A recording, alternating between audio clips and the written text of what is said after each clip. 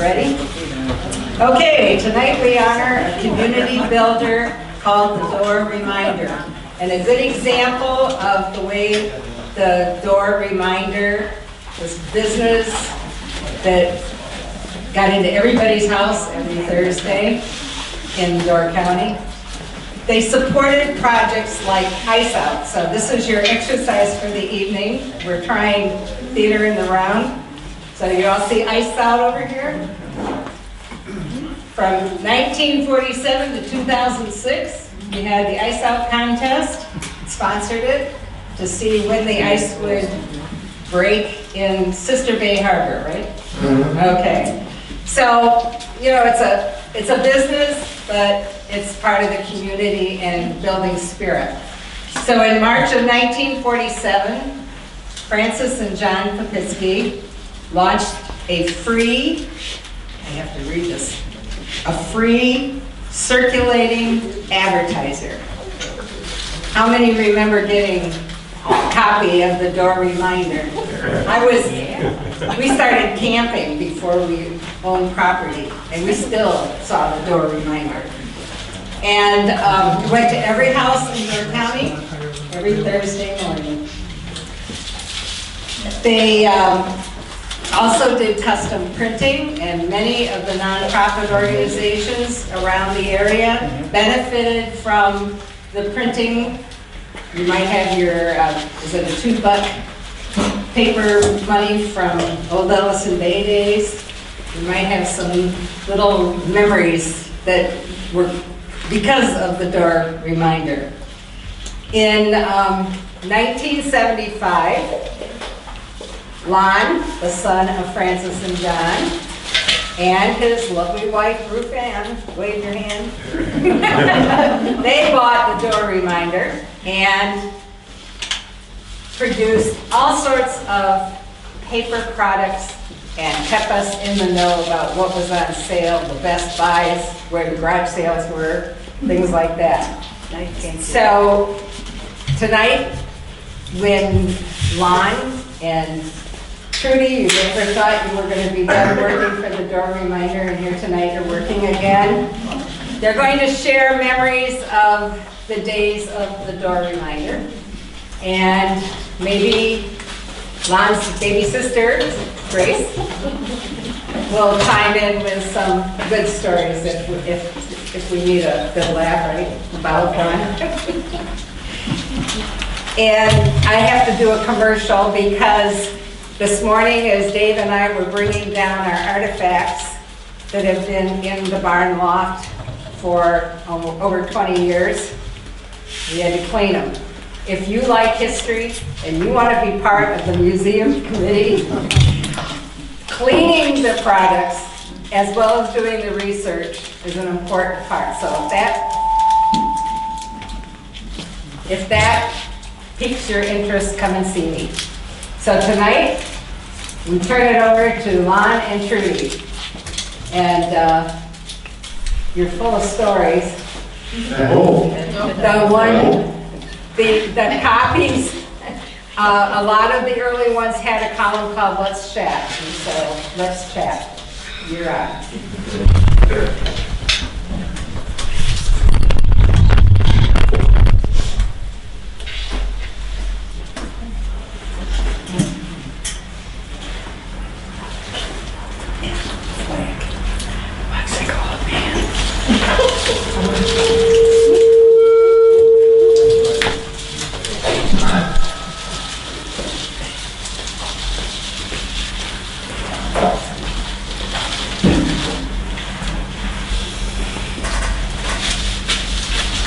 Can you hear me now? Yep. Oh, sure. Oh, good. Once upon a time, isn't that how all fairy tales start normally? My mother was, well, first off, I think we should go back and tell a little family history. Because my parents were responsible for this whole thing. My mother was a Lutheran school teacher. She she lived in South Dakota, and she got a call to New London, Wisconsin. And my dad was a custodian of the church and school there. And their eyes met, just like in any movie. And they did a little bit of courting, I guess. And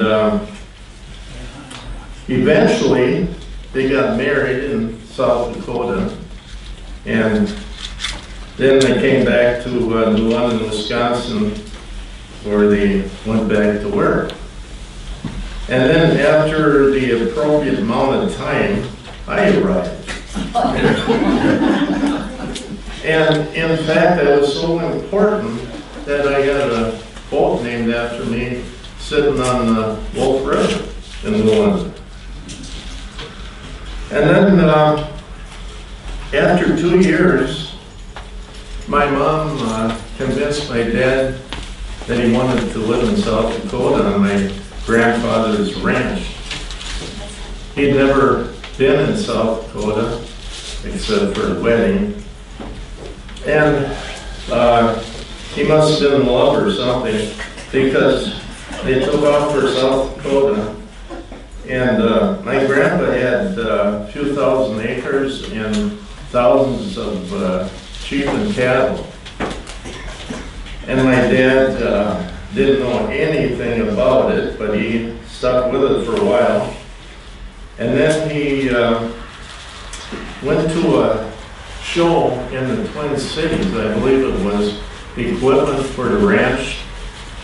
And he met Art Friedland. Art Friedland owned the orchards back here,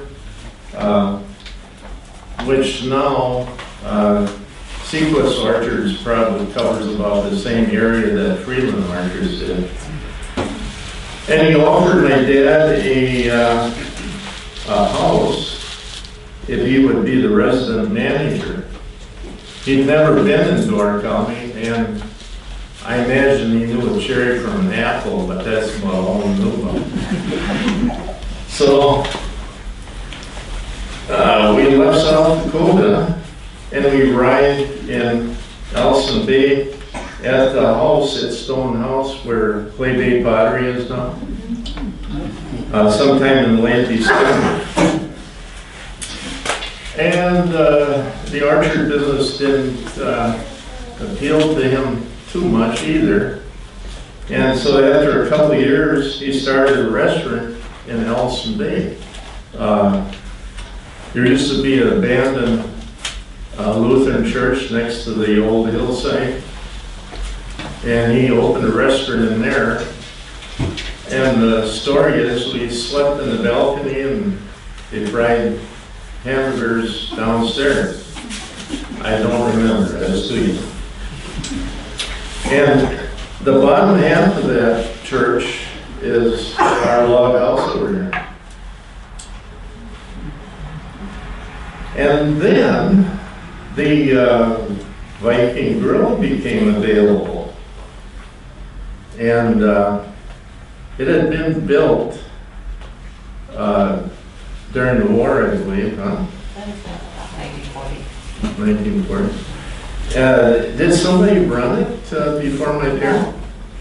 The daughters are supposed to, but I think Magdalene Klinke, who was Gus Klinke's wife, and she was Gilbert Whitman's sister.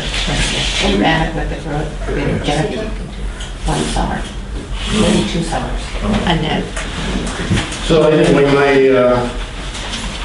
parents rented it for a season, and they were ecstatic. They made $1,200. And I think they started off with 5-cent hamburgers, kind of a real deal, you know, to get people addicted or something. And then they increased it to 10 cents, and they said that 100% increase. I mean, there was almost rioting in the streets. Then my dad bought a house on the corner of Mink River Road in Lakeview for $500 and moved that to Elson Bay for the snack shack. I guess the biking were your parents, the next one's in there after my parents? Oh, okay. And so he moved it over to where the antique shop is, which is where the old door miner used to be. And that was a snack shack.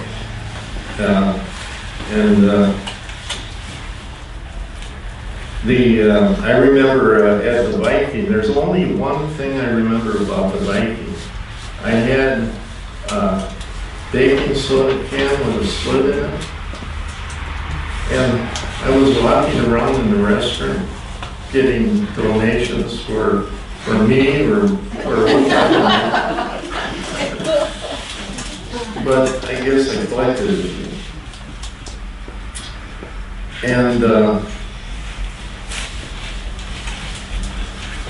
Trudy, are you looking at that now? I don't know. Are you done?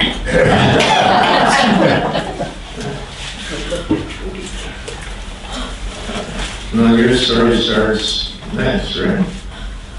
Yeah. Are you done? Yeah, I think so. I just have to come back and finish some more.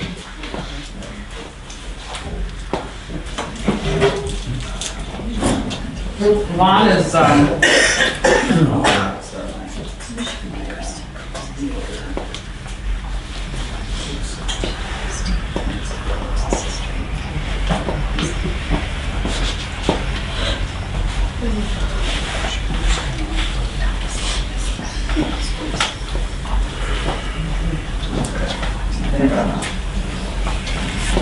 I should tell you that the stool that Lon is sitting on was one of the many stools that we sat on when we folded papers on Wednesdays when we published the Door Reminder. I have a story here for the 25th year of the Door Reminder. This is the size of your Door Reminder when I started working. It's a 14 by 17 sheet, folded in half, folded in half. And it was labor intensive, very labor intensive on those days. We had newsprint standing in the press room, probably this high. And each stack was one of these sheets. These pages had no numbers to them. They were just whatever advertiser was in the front page, they were on the first shelf. I actually was able to get to the innovative printing this morning and have copies made of the only two pictures we have of women folding the reminder. It's on the top of the first edition. Wednesday was a big deal on publication day. You had these sheets of paper just piled high, and you stuck in each one in one of the folding shelves, and you grabbed one at a time, and you banged it like this and folded it like this and threw it off to the side. So it was a big day because we had to get at least 12 to 14 people in to fold that thing, because we had to have it at the post office by 3:45 or 3:30 on Wednesday afternoon. And some days we didn't make it. We made most of it, but we had to end up trying to chase down the mail truck, however farther south he went. So I'd like to share with you what was written 25 years ago about the Door Reminder. I think that was written by Kate Stevens, wasn't it? I don't know, I think Grace thought your mom wrote it. Yeah, Really? yeah. I think Keita did something for the ad. Came through it, didn't want you. So anyway, What did she?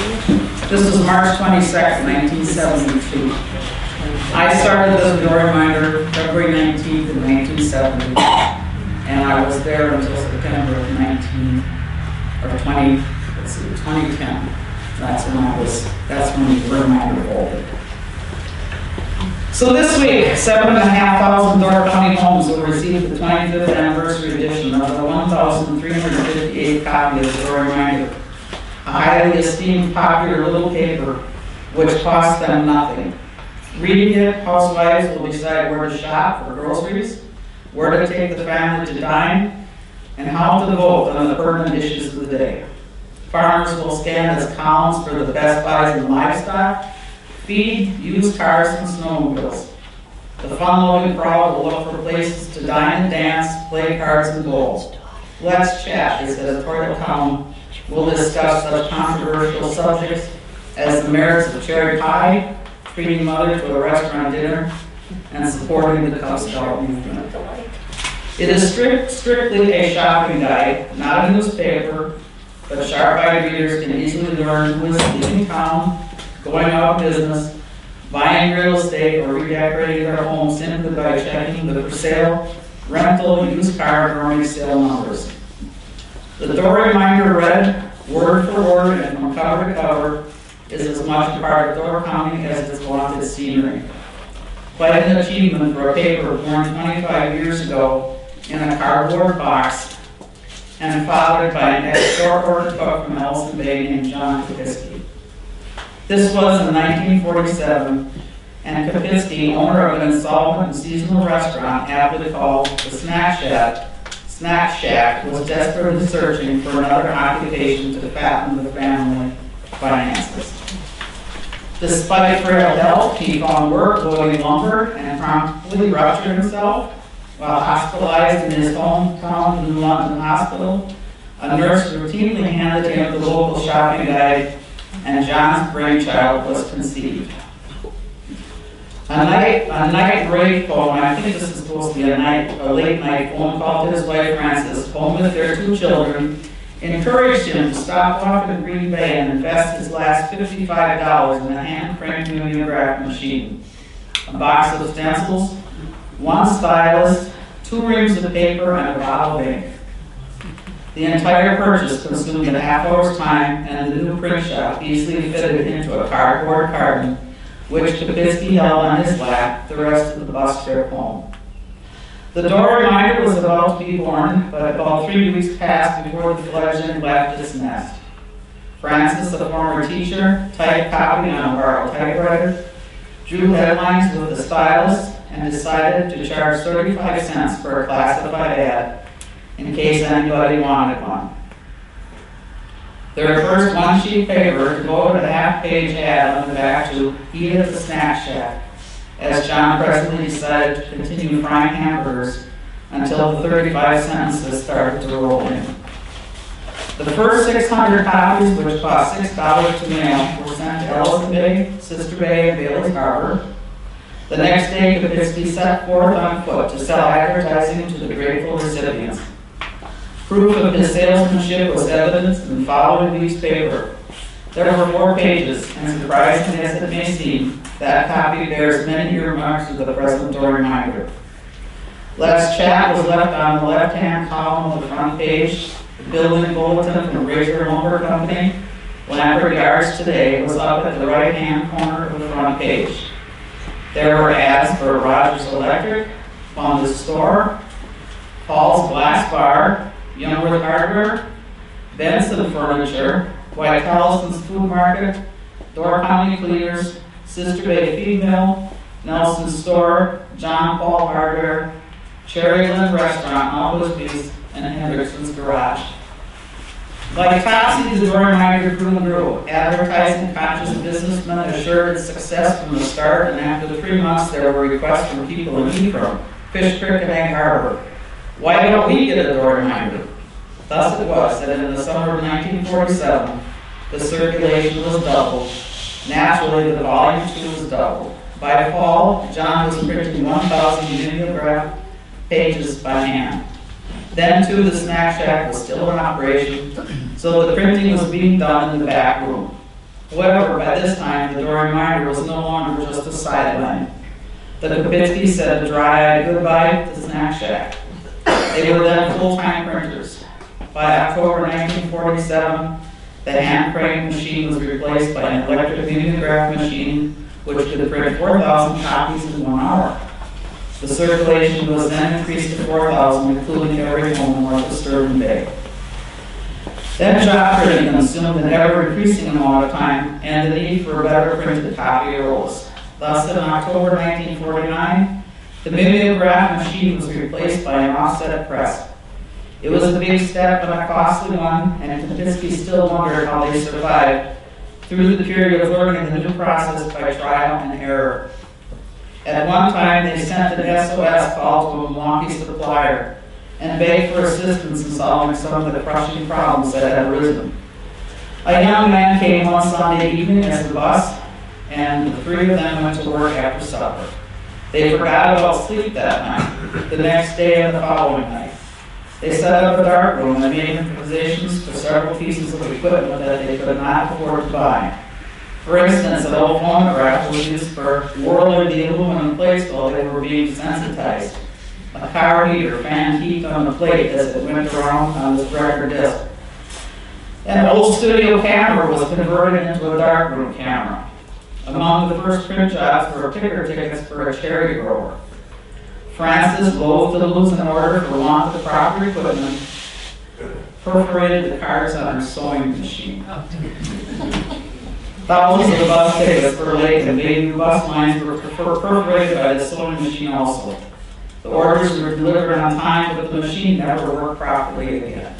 The next innovation for perforating was the gear of an alarm clock, which was welded to a handle, and the wheel was run across the paper. Today, a modern electric perforating machine is used. Until 1952, the office of the door reminder and even the first offset press occupied a greater part of the Kopitzke living quarters. They lived behind it, above it, and with it. As the business grew, it needed new quarters and a new shop was built. Open house was held on March 8, 1953, and a large offset press was purchased at that time. Then the door reminder took on a new appearance, a tabloid as it is today. In 1957, they added a stock room, which is now the press room, and since then another room has been added for stock. In the layout department, the door reminder has advanced from a barrel typewriter to 3 bar typers. The newer models having succeeded the first. New equipment has been added as the need grows. Circulation has soared to 7,500, nearly 10,000 in the summertime, all indoor counting, and the original one-page, now a fat 25 to 50-page tabloid. In 1965, the Sturgeon Bay shop was added in order to better accommodate the advertisers and readers in the southern part of the county. 7 delivery boys bring a copy of the weekly shopping guide to every home in Sturgeon Bay on Thursdays. All the other copies are mailed by permit number 1 in Nelson Bay on Wednesday afternoon, and they go to every home in Door County. From Washington Island to Forestville, Maplewood, and Brussels. Instead of the original 1 cent piece for postage, the door reminder is now costing 5 cents to mail. As the paper grew in size and the job printing increased, so the workforce also grew from the original husband and wife team to 9 steady employees, plus several part-time helpers who work on publication day only. The senior employee is Delmar Olson, who has worked as pressman, photographer, and playmaker for the Kopitzkes for 22 years. Their son Lon has worked in both shops and on the road selling printing and advertising for over 12 years, and his wife Ruth Ann joined the force in 1964, doing bookkeeping and layout work. Donald City came to the door reminder upon his discharge from the Navy in 1966, and he works in both shops. Dorothy Peterson has worked in the layout department for 14 years, and Trudy Fandrei in the same department for the past 2 years. Beth Blazer works in the Sturgeon Bay office and sells advertising in Sturgeon Bay and Southern Door County. So here's the poem which John originated for the first edition. It's obviously his favorite, and with good reason. I can just see him doing this. The codfish lays 1,000,000 eggs. The barnyard hen but one. The codfish doesn't cackle to show what she has done. We scorn the modest codfish, the cackling head we prize. showing that beyond a doubt, it pays to advertise.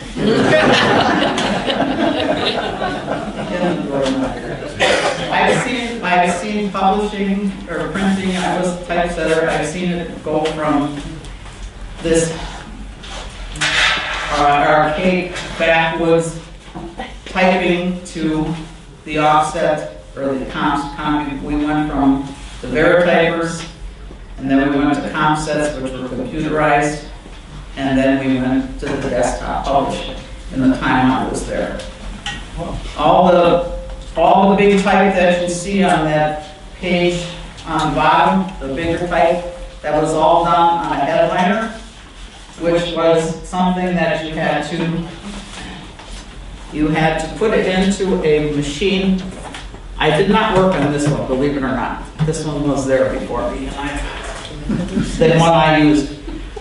But this went into a machine, and you stuck it in, and there was a little opening where you picked your letter, and you stopped because it hooked in the little peg hooked into this slot here. And then you hit a switch, and a light came on and photographed this letter onto a piece of film. So if you had to say for sale, you had to do it. You had to spin it for the O and R and a space, and you kept hitting the switch. Amazing. And then in the back of the machine was a little box that had your fixer, your developer, your fixer, and water. It was a little tray that slid in the back of the unit. And it ran it out and it printed it. It came out. This was our waxer. Our waxer was used to put adhesive on the back of our paper when we were typing. I'm surprised we never burned the place down with this thing. This thing got really hot. You put beeswax in here. And when it got to a certain type, you just ran it through, and it put adhesive wax on the back of the paper. And it was the same with the Verityper.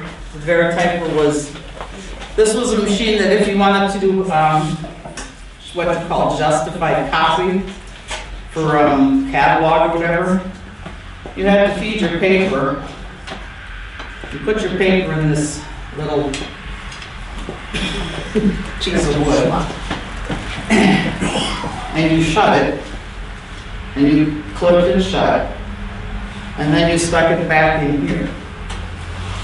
And to justify something, you had to type it twice, because you set margins in here. So you had to make sure you typed it exactly the same way the first time, where it wouldn't justify. So then you had to do it all over.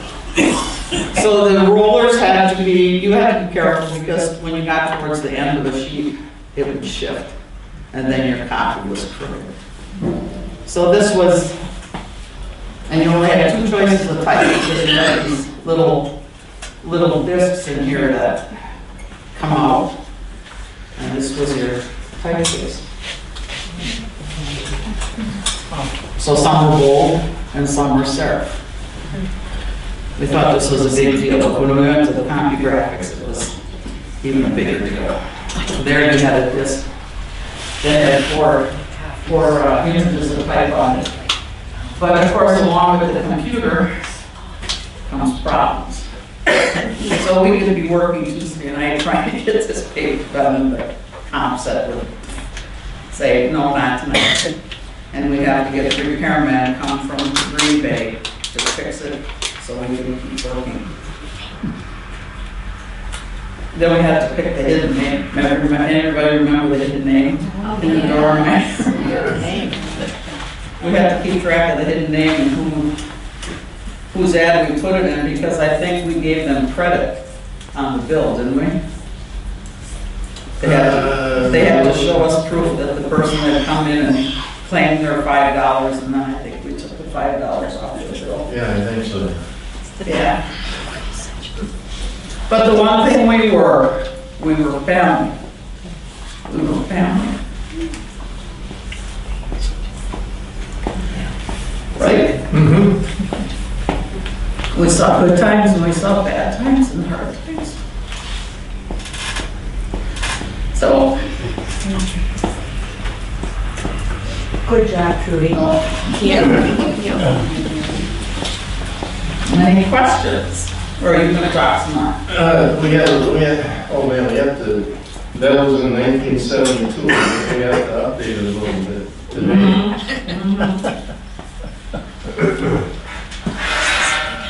Thanks, Trudy. Let's see.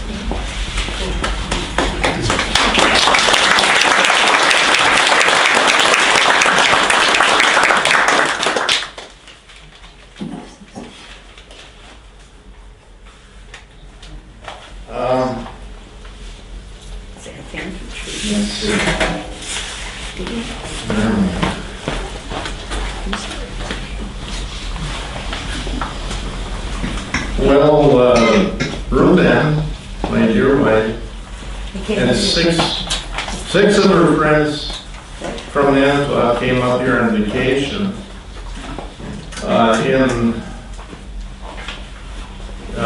in early 60s, and I was with a couple friends, and the same old story.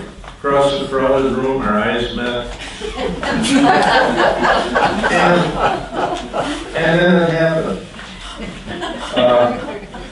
We saw each other for about 6 years off and on. There were a lot of stops and starts. Took a while to get rolling here. And then in 1964, we got married in Valders, her hometown. She had been working in Manitowoc. And we rented a house in Elson Bay, the Charlie Anderson house, for $25 a month. And even then it was a bargain. And of course, my parents, they seemed to like their new daughter-in-law, and they hired her right on the spot. And she was the bookkeeper. And she brought with her a new system that she had been using for bookkeeping in the office in Manitowoc. And she usually, well, at that time we had a St. Bernard and a Chihuahua. And they both had the same markings. They were brown and white.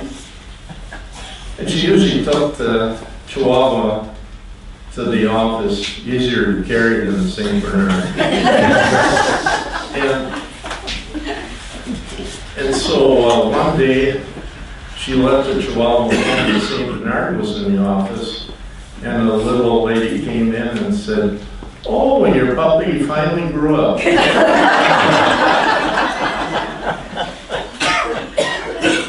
And Ruth Ann was also a pioneer in the early space program, a little known fact. And she was working in the office in this foundry in Manitowoc, and a chunk of something fell out of the heavens and landed right on 8th Avenue in Manitowoc. And they called her office and wanted her to come over and pick it up and take it back to their lab and have it analyzed. And so she did. And they had no idea what it was. And so then you took it to another foundry, a lab, I guess. We have an aluminum foundry and we took it to the iron foundry. Neither one could identify the metal in it. Oh, okay. And so later, it was determined that it was part of Sputnik. Sputnik had burned up and a chunk of it fell right downtown Manitowoc. And I think it's in the Rara Museum in Manitowoc right at this moment. It burned a hole in the road on North 8th Street in Manitowoc. Somebody saw it land. By the time they got there to pick it up, it had melted into the blacktop. They had to break it out of the blacktop. And I handled it. Part of this. I had no idea what it is. Meanwhile, back at the reminder, our circulation, is this still on? It doesn't sound like it. Or can you hear me? We can hear it. Sound change. Is it a switch? Our circulation had reached 17,000, including the vacation guide. And we sent 13,000 reminders through the mail each week, and 4,000 we distributed around the county at pickup spots for the tourists. And we had 2 presses that printed the reminder then, a 14 by 17 sheet, the size. And one was a sheet fed press. It would pick up each sheet. And the other one had a roll converter. It would cut off the 14 by 17 sheet off these 500-pound rolls and send that through. And I remember sitting in that press room like till 2 in the morning running both presses. We just couldn't keep up anymore. It was impossible, virtually impossible.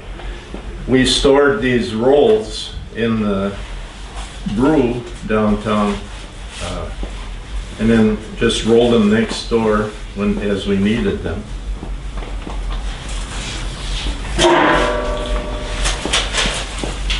And our postage at that time, we were considered third-class mail, and so we paid through the nose. Compared, a third-class mail is what you call junk mail and everything, but second class is newspapers, magazines, paid subscription, and that was just a fraction of what we paid. I think we paid like $125,000 in postage per year. We were the largest customer of the Postal Service in Door and Kewaunee counties. And like Trudy was saying, the mail left Elson Bay at 3:45, and during the summer we got a few reminders there by time, but the bulk of them, we played all kinds of games. We followed the mail truck out of Elson Bay and caught up with it in Sister Bay or Fish Creek or Bailey's Harbor, whatever it took.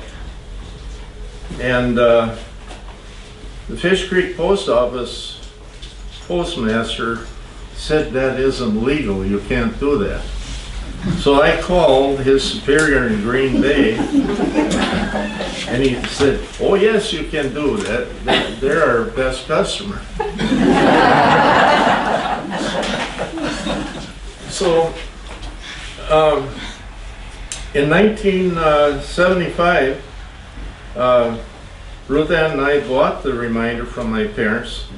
They had retired and they had a home in Florida, and we had one little situation though. Well, besides not having any money, but we could overcome that. We owned the Mink River Fishing Camp for about 6 years. And both of us worked there part-time at that, mornings, weekends, whatever. And it was a lot of fun. We never made any money, but we sure had a lot of fun. And so my dad said that you can't buy this business with that goofy fishing camp. And Ruth Ann said, he's right. She was very emphatic, you will sell that. So much to my chagrin, we sold it. We sold it to a group of 103 owners, and they came with 2 attaché cases of $20 bills. They have a bunch of pizza joints. But fishing camp stories, man, that would be a book in itself. Well, just some of the highlights here. The porcupines, we were overran by porcupines. They would chew on the boats, the oars. One night, during the summer, we stayed in the log cabin down Lake River, and then rented out our house in Ellison Bay. And one night we were sleeping and we heard something gnawing on the wall, and there was a little washroom where the water heater was, right next to our bed in the bedroom there. And the darn porcupine was chewing through the Celotex. I couldn't find a flashlight, so I started throwing shoes and growling. And I think, well, you didn't get all the way through, but you got pretty darn close. One morning, we left the fishing camp to go to work, and it's about a mile-long road through the woods, a narrow gravel road, just a trail, actually. And we couldn't get out. The beavers during the night had dropped several trees on the road. So I had to get the chainsaw out to cut up the trees before we could get back to work. And another thing is, we both have a vivid memory of a guy standing on that dock. We had a bad dock. It was a low budget dock, used lumber and everything else. And he was standing there with a styrofoam box of minnows, short, chubby guy, and he fell right through the dock. The minnows hit the dock, and he said he was a lawyer. And he said he was probably going to sue us. And we never heard anymore, thank goodness. And one day Ruth and I were out on Lake River in a boat, and Heidi, our St. Bernard, we left her on shore. We were downriver about 2 blocks. And we turned around, here came Heidi swimming down the river. We turned around, headed back real quick. By the time we got there, just her nose was sticking out of the water. And did you ever try to lift the 130-pound wet St. Bernard into a boat?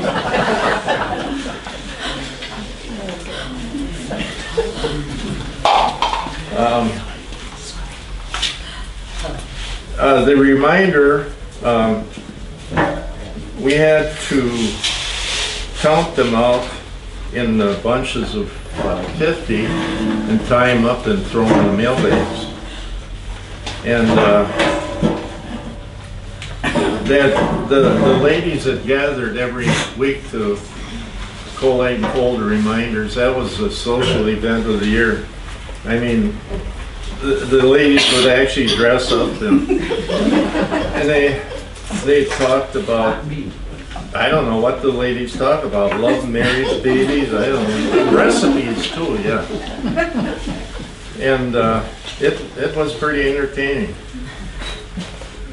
It got to the point where we just couldn't keep up with the volume, so we farmed out the printing of the reminder to Brown County Publishing in Denmark, Wisconsin, that is. We had a big truck, and we would go down there with the negatives. Everything has to go to negative before it can be printed. The negative burns the image into an aluminum plate. And then we'd haul them back to Sunshine House in Sturgeon Bay, where they'd be inserted with flyers and put back in the mail bags and mailed at the Sturgeon Bay post office. And later, we did the same thing in Fond du Lac, where they handled our printing, and then finally Shawano. And in 1986, we built a 6,200 square foot building in Sister Bay at the Country Walk Shops, in the Country Walk Shops. And it took almost 2 years to build because of shoddy workmanship. It was awful. And some of you guys remember Mike Till, possibly. We got him involved, and he pointed out to everybody what they were doing wrong. And so that was a headache. This new building, we expanded our commercial printing department. We bought new equipment, and we bought a Heidelberg press. It's the Cadillac of printing presses. I guess probably it was just a vanity thing for me. I always wanted one, but when you spend $450,000 on a press, you better keep it busy. And we did keep it busy, but not quite busy enough. There were 17 employees in, and the business expanded when we moved, but so did the overhead. It took a couple years before we really felt the pinch, but we were soon COD, and we were behind at the bank, and things looked pretty grim. And one day the banker called. I didn't like the guy anyhow. Not because he was a banker, but I just didn't like him personally. And I liked him less after he called. He said, Kopitzke, you may as well declare bankruptcy. There's no way you're going to survive. And, oh man, I went ballistic. I went right over to that bank. I'm not clear what I had in mind, but for starters, I was going to knock everything off his desk, maybe tip it over, I don't know. But fortunately, he wasn't there, so.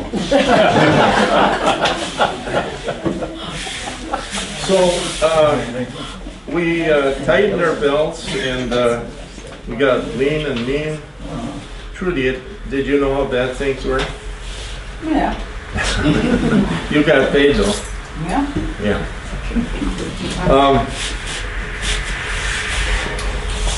We hired a guy from Chicago area. He and his family had a publication down there, and he came to Door County to retire. And he helped us a lot. And he had some new ideas, some new things we could try, and he made dang sure that our advertising rate was up where it should be. And slowly we crawled out of the hole. And the largest reminder published ever was the Progress edition. 96 pages. So that would be 24 sheets folded in quarters. Well, now, after we went to having the printing farmed out to these other places, the sheet was double the size, almost double the size of the one that we printed.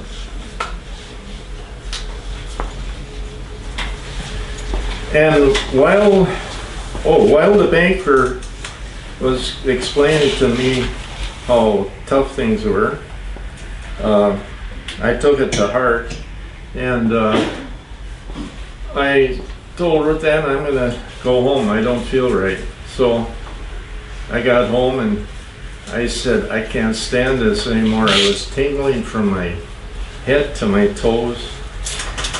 And so she called 911 and they came and got me and off to Sturgeon Bay, and they didn't even stop there. They went on, they said, this guy's having a heart attack. And they got to Green Bay and they did all the tests, couldn't find a thing.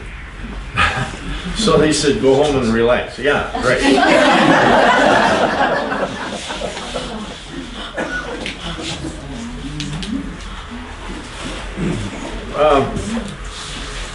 Some of the funny things that happened, we had a little old lady from Bailey's Harbor that advertised varnish drawers. And Sonia, that worked at the Reminder, said she irons her drawers, but she doesn't varnish them. And anyway, Sonia would just roll in the aisles when we talked about varnish drawers. And then we had a outfit that was advertising for dead and disabled cattle. And I guess we put the ad right next to a restaurant ad. And that was one of the things that wound up on the, I don't know if it was David Letterman or Johnny Carson show. They would feature some misprints or funny things that way. And then Cordis's English Inn. It was owned by Cordis, and there was help on it, and the ad came in over the phone, and somehow it was transposed, and among the different waiters and busboys and so forth, courtesans. They were advertising for courtesans. I don't know how that happened, but they found it amusing, and so did a lot of other people. And then there was a guy that lived in Fish Creek. He was from Detroit, and his dad was chairman of the American Communist Party. And Nars Pastershek was his name. And he would, were you there when he was? Yeah, I was. He would give us this handwritten copy. I mean, he had a beautiful handwriting. And we paid him, or he paid us to publish it or print it. And it was so bizarre. I mean, he claimed that God was speaking to him. God was paying the advertising bill, I think, or something like that. He would never leave. He would just never leave. No. Until we made Ruth Ann call Lon and say, just make a remark, and then pretty soon Lon would have to hang up the discontinue the conversation and finally get the guy out of your office.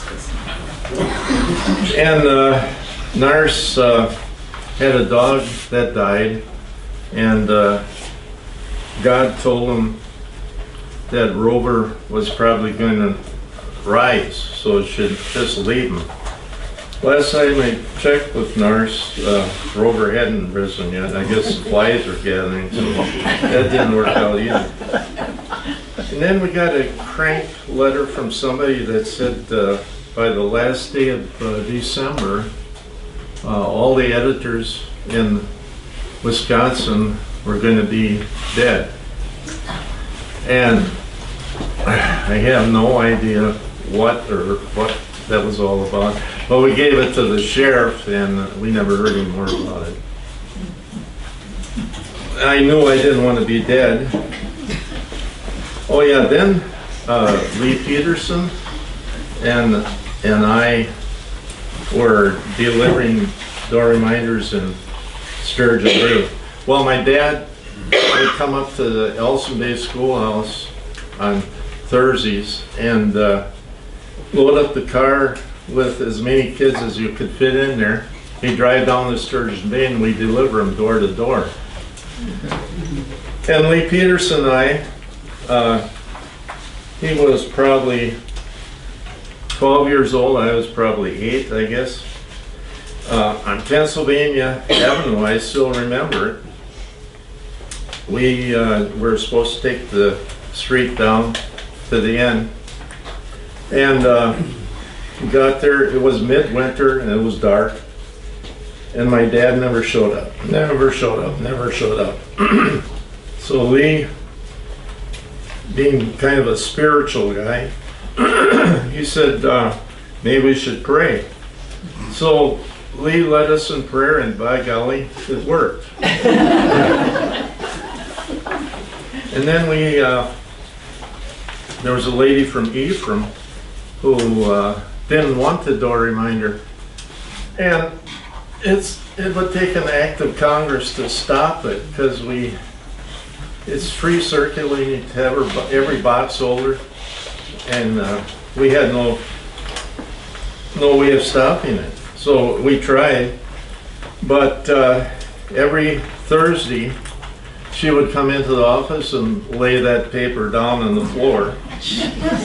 And I think she was some kind of environmentalist.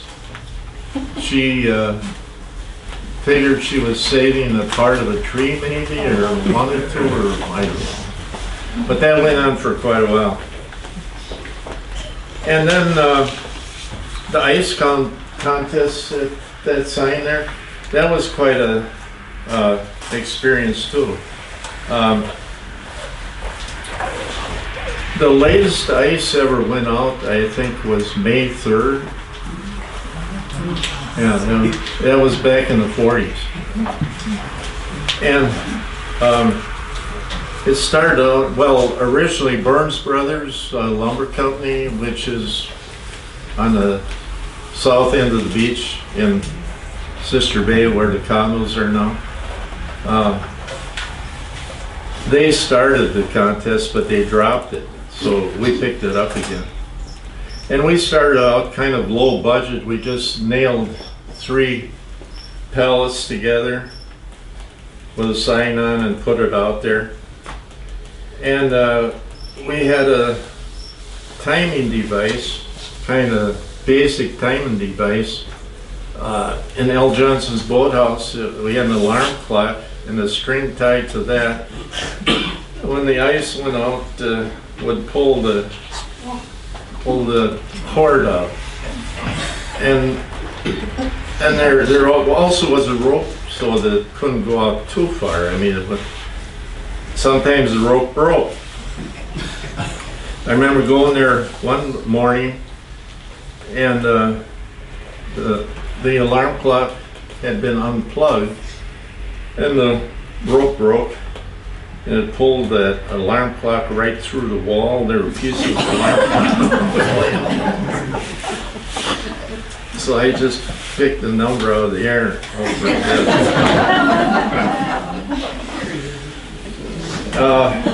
And then in 2003, suddenly out of the blue, Gannett Corporation approached us and said they wanted to buy us. And we haven't even considered selling, but we were of age for retirement, or close to it anyhow. And they said we had 2 weeks to decide. So we finally made the decision and they bought it. Gannett is a huge corporation. They own most papers in Wisconsin, and I don't know how many states. They do billions of dollars worth of business.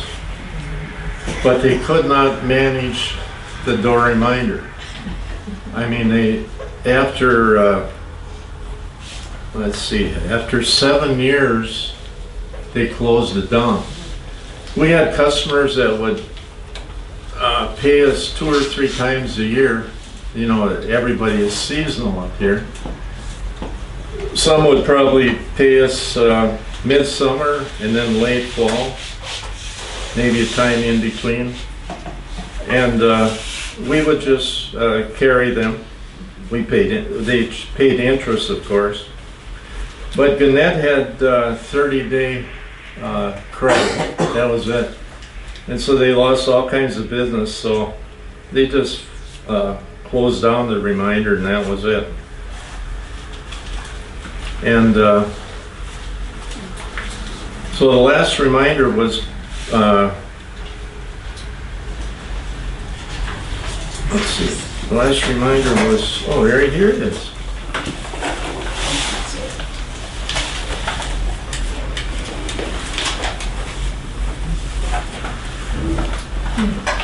The last reminder was September 7th, 2010. And here it is. Just a fraction of the size that it used to be. So that's about it.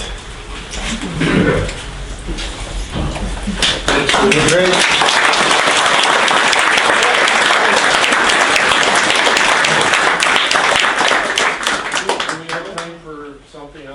Questions? Does anybody have any questions? I think we have some show and tell. Oh. Anybody ever heard of North Bly? Yeah.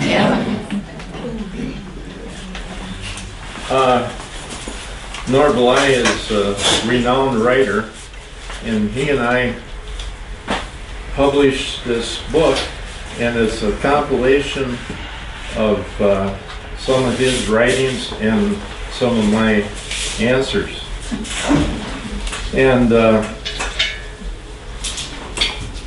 I guess I'll just read these couple pages here. Dear Norb, this was me writing to him. Dear Norb, the pen is mightier than the sword. I'm convinced, and would you believe that when originally written they hadn't even met your pen yet? That pen of yours is so mighty that you should be required to carry a license for a concealed weapon. With pen in hand, you should be considered armed and dangerous. Nor, this past week has been less than thrilling. The natives are restless. It looks like D-Day is coming. There could be a shootout at OK Corral. Armageddon is near. Norb, you are one controversial scribe. There's nothing wrong in being controversial.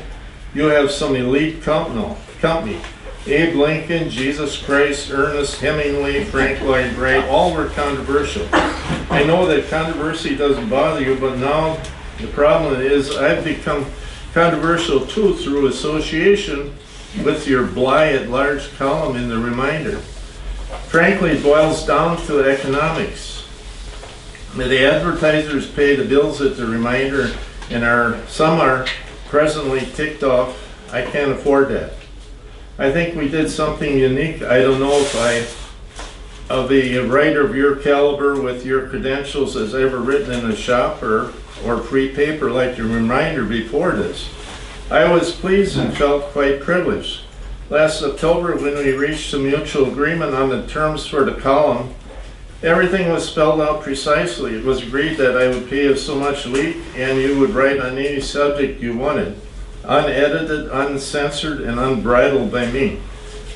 Initially, everything went fine. The majority of people enjoyed your writing, although you may have hammered the blue boxes a bit long. Letters, phone calls, comments on the street, all were running overwhelmingly in your favor. Then came Love to Do More X. That was his fictitious secretary. Love to Do More X. That caused concern among quite a few people. Some people found it offensive and were discussing a possible screaming advertising boycott against the reminder. But the culmination was last week's article, Shut the Damn Door. Some of the business community were shook and threatened to quit doing business with the reminder. They said it promoted an anti-tourist attitude that would be turn off for our guests from outside the county. Then there were some who read the article literally and were wondering how you could suggest such absurd, borderline insane programs. Norv, it was tough trying to explain that your article shouldn't be taken so literal. Maybe you should have prefaced your piece with a statement that you were being extreme in order to make people think it would be a sort of counterbalance to Kendig plan being formulated for Door County. Norm, you have to admit that I was ill at ease with some of your columns. I didn't know what to do. I was worried about repercussions. I decided to run them. We had a contract and I hoped for the best. Why does your support or opposition have to be so white or black? Why can't we have more gray? Nor if they love you or hate you, what surprises me is how your support or opposition comes from all corners. There were developers and resort owners who really enjoyed last week's article and were not angered by it. Love to do more acts to disturb some clergymen and yet amuse others. Some women found love to be chauvinistic, most didn't though. Nor I found most people who were mad at you and me and suggested a possible boycott were quite gracious, apologetic in some cases. What did disturb me was when some people questioned our Christianity. I know I'm a Christian, I'm not about to speak on your behalf. What to do? I know, let's decide in a democratic way. Let's vote. I know this goes against your grain. To quote you, Bly at large is not going to be voted in or out of any office on any other terms than to be allowed his freedom of press. Bear with me, Norm. I know what I'm doing, I hope. And so then sound off, be heard. Deposit this ballot. Simply deposit this ballot in the box at the door reminders, Sturgeon Bay or Sister Bay. And here was the ballot that we ran in the reminder. We got a few hundred. And of course I had the ballot box. And I'm not telling.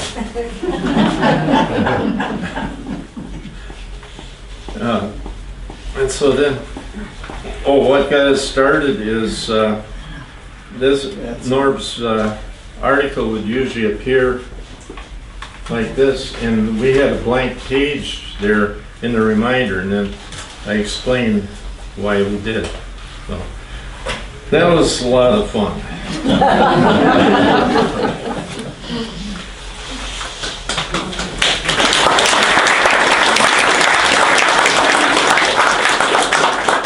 You outlived Norm too, didn't you? I outlived him? Yeah.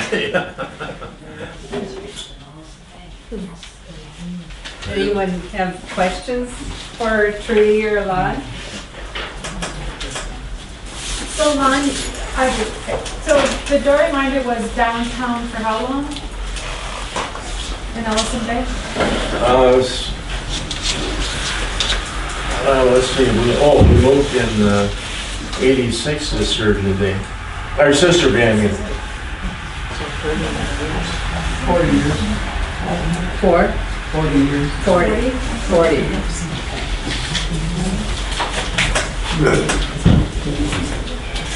I would just like to say one thing. Thank you, Lon and Trudy, for doing this.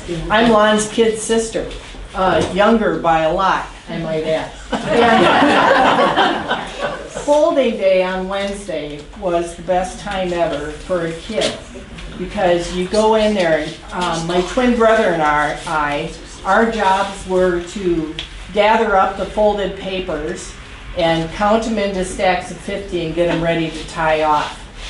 And that meant we had to go around all these ladies I learned so much. You cannot imagine.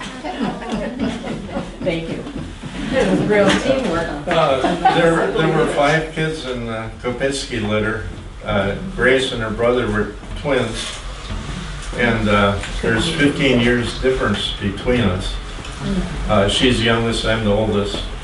But Grace, let me remind you, in ancient China, they considered the elders to be wise and revered. They were on a pedestal. Okay, I'm gonna get on that.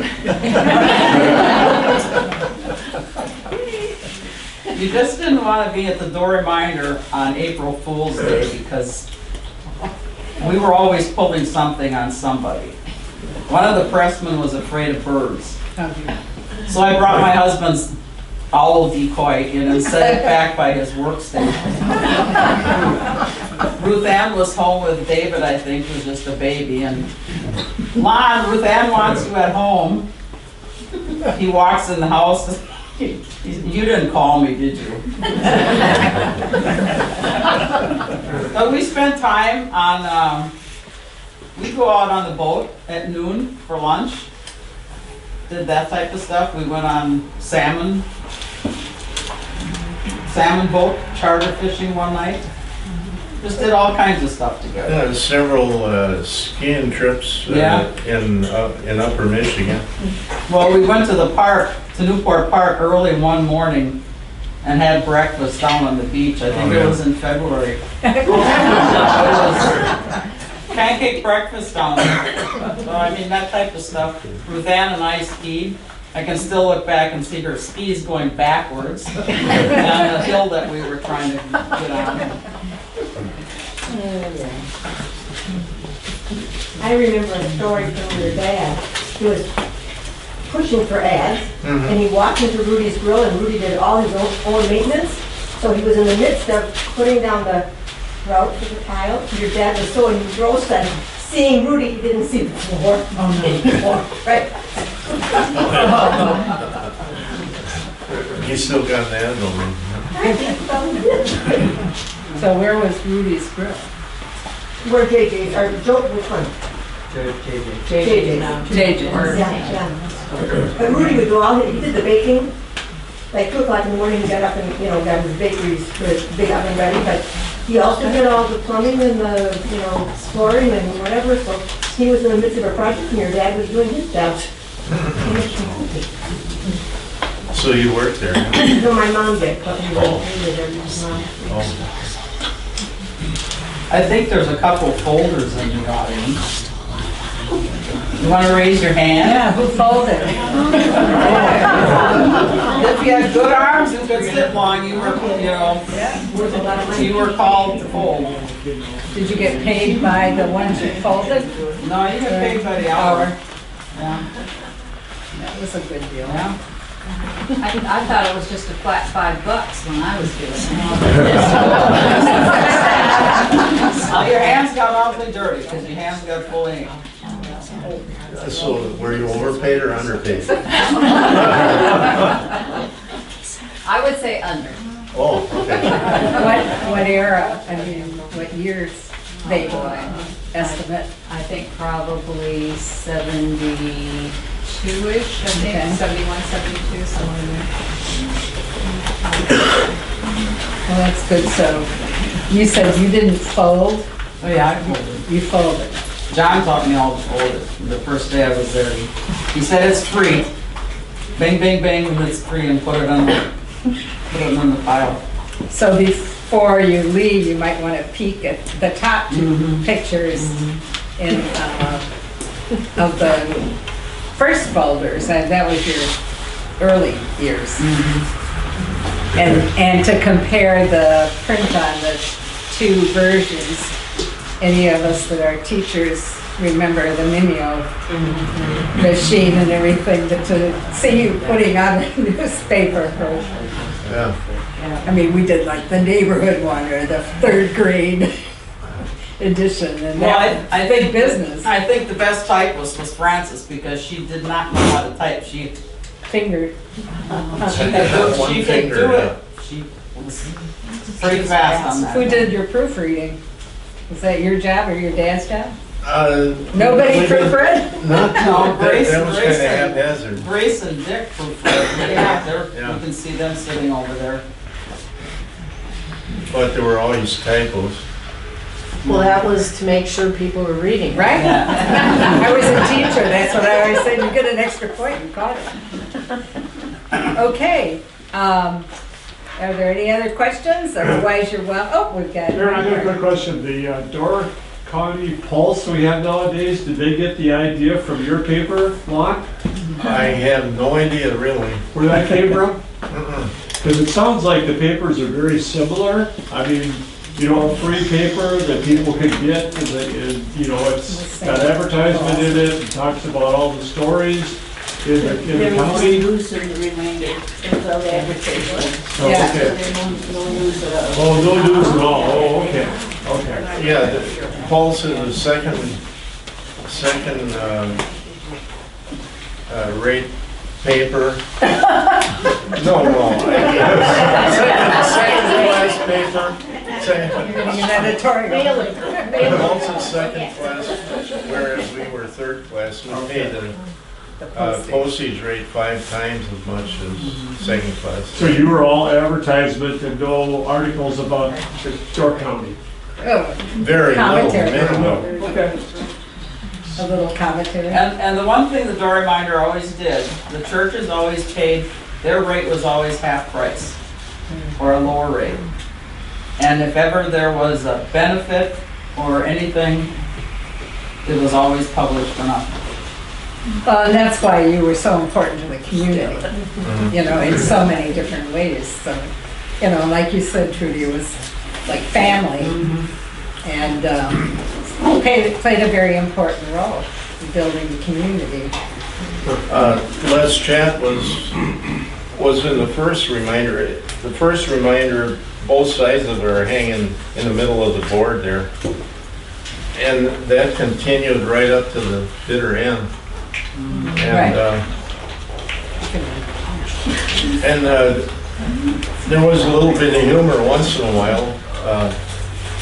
I think the second edition, my dad put his joke in there. How's it going? His uncle had 2 windmills, but there wasn't enough wind for 2, so he had to take one down. Well, and he started with your poem, his poem. So that was good. Well, thank you all for coming, and take a minute to look at the pictures and take your $5 chance on the beautiful Northern Lights Aurora quilt, and the Liberty Grove Historical Society sales table has the book that you made happen. And thank you all for coming. Oh, and there's food if you want to grab some.